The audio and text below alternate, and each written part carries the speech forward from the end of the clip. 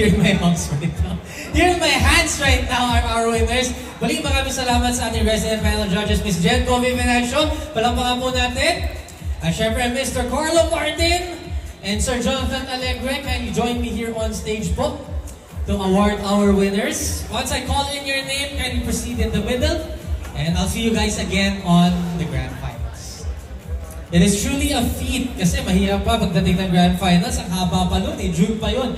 So, it is a challenge. Good luck, guys and girls.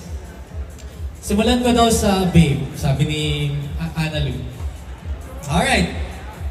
So, congratulations to this Babe. You are moving on to the Grand Finals and you are Babe number 1, Kylene Reyes. Congratulations, Kylene.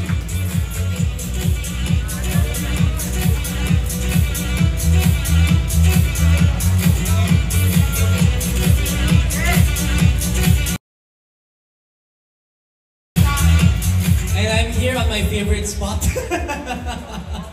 Joining Kylene, moving on to the Grand Finals, is Hawk number 3, Kurt Del Rosario.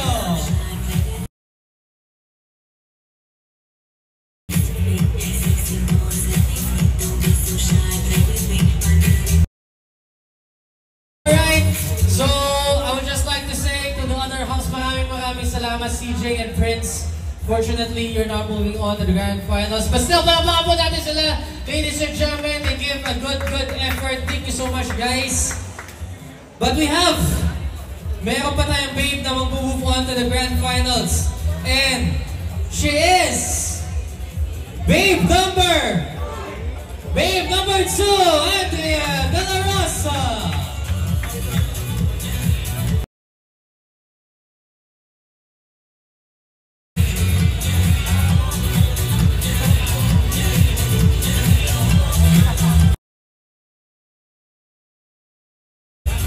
Hindi ko na patatagalin pa to. Looks like we have a clean sweep with the Babes. Moving on to the Grand Final, she is Babe number 3, Stephanie Kaalim.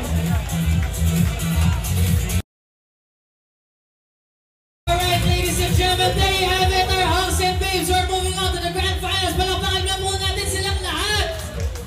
Maraming salamat po ulit. Ako si AC Aguilar. This has been the hottest show in the Metro. This is Summer Body Squid 6.